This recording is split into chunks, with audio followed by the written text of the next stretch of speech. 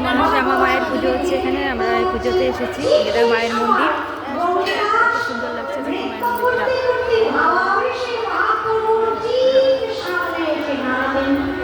মায়ের মন্দিরটা কত সুন্দর, দেখো সুন্দর লাগছে।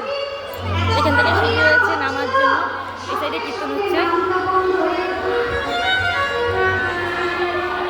এই যে আমার যে দিদিভাই কীর্তন দেখছে, দিদিভাই তো মানে জি বাংলাতেও কীর্তন করেছেন, জি বাংলা টিভি চ্যানেলে, খুব সুন্দর দিদিভাই কীর্তন। মন্দিরটা চলো একটু চারিপাশটা তোমাদের ঘুরিয়ে দেখাই, দেখো কত সুন্দর মন্দিরটা।